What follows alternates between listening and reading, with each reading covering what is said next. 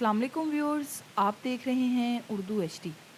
Viewers, तारीख पढ़ने पर मालूम होता है कि जंगें, शहजादे, बादशाहतें, इन सब चीज़ों के किस्सों से तारीख भरी पड़ी है। मारवा नहर के शेर के नाम से तारीख का किस्सा बनने वाला बाबर पै दर पै शिकस्तों के बाद हिंदुस्तान में मुगलिया सल्तनत की बुनियाद रखने वाला बाबर मुसलमानों का एक तबका इसको अगर गाजी करार देता है तो हिंदुस्तान कट्टर हिंदू इसको एक गासिब जालिम लुटेरे के तौर पर पेश करते हैं। बहरहाल गिर गिर के उठने के हौसले से अगर अंग्रेज़ी की किसी स्कूल की किताब में मैंने ये नज़म पढ़ी थी जिसका अनवान ट्राई अगेन नज़म में वाले किंग ब्रूस और मकड़ी का किस्सा है।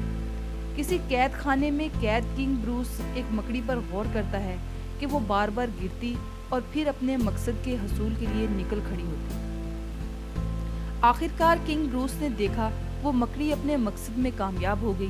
ठीक ऐसा ही सबक ज़हीरुद्दीन बाबर की ज़िंदगी से मिलता है। वस्ती एशिया में बाबर कोई कामयाब हुक्मरान नहीं था, कोई बहुत बड़ा फातेह भी नहीं, लेकिन हिंदुस्तान जैसे बड़े मुल्क को फतह करने में कैसे कामयाब हो गया? क्या था इसकी ज़ात में और क्या था इसकी फ़ौज के पास?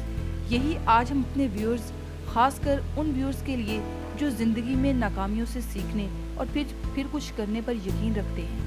पहला कदम मंजिल की जानिब उठाना एक मुश्किल काम होता है। सिमत भी वाज़ेह नहीं होती, लेकिन थोड़ा गौर और ख़ुद शनासी के गुर अगर किसी में पैदा हो जाएं तो यकीनन वो अपने वक्त का बाबर साबित हो सकता है। व्यूअर्स, बाबर के वालिद अमीर तैमूर के पड़पोते थे, इस लिहाज से वो तैमूरी कहलाता था।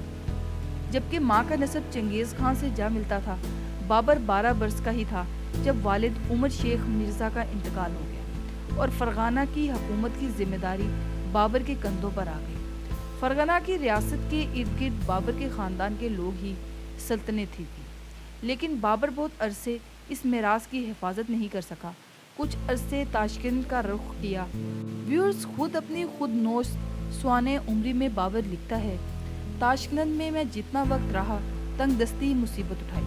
बाद में बाबर ने काबुल का रुख किया, जहां हाकिम काबुल ने शिकस्त खाई और काबुल पर बाबर को कामयाबी मिली। गो के अमीर तैमूर भी दिल्ली पर कब्जा किया था और बाबर इसको अपनी मेराज समझता था, लेकिन काबुल पर 20 बरस हुक्मरानी करते हुए बाबर को हिंदुस्तान फतह करने का ख्याल नहीं आया। इस ज़माने में हिंदुस्तान पर इब्राहिम लोदी की हुकूमत थी, जिसके खिलाफ साजिशों में अजीज, रिश्तेदार और दुश्मन सब ही शामिल थे।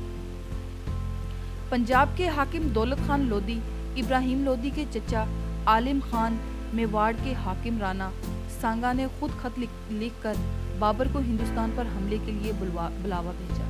इनको ख्याल होगा कि बाबर इब्राहिम लोदी की हुकूमत के खात्मे के बाद वापस चला जाएगा। वैसे गौर किया जाए तो ये ट्रिक रिकॉर्ड बड़ी रियासत संभालने का नहीं था बाबर का, लेकिन बाबर के दिल में क्या समाई थी ये खत लिखने वाले कहाँ जानते हैं। बाबर वो पहला हमलावर था जिसने हिंदुस्तान की तारीख में पहली बार गोला बारूद और बिलखुसूस तोपों का इस्तेमाल किया।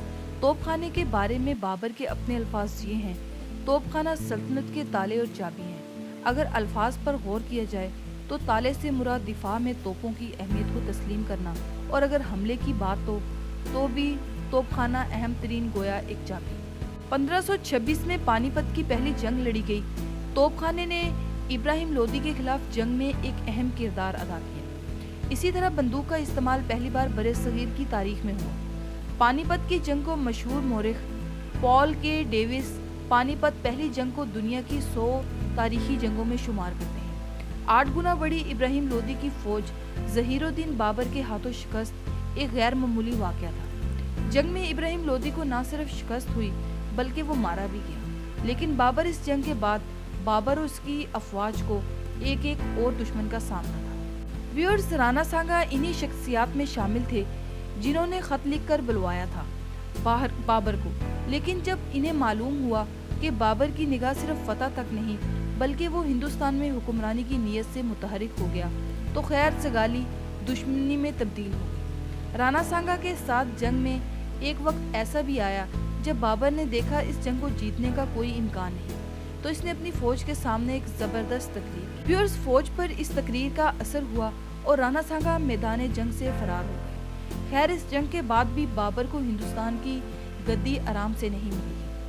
بلکہ اس کو اپنی حیثیت منوانے کے لیے مختلف علاقوں کے سرداروں جن میں راجپوت اور افغان دونوں شامل تھے جنگیں لڑی۔ تاہم وہ جنگ پانی پت کی پہلی لڑائی جتنی اہم تھی جس نے ہندوستان کی تاریخ کا دھارا موڑ دیا، بابر نے دسمبر 1530 میں انتقال کیا۔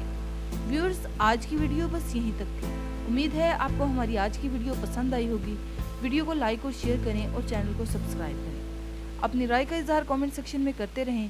Thank you for watching this video. Keep watching Urdu HD۔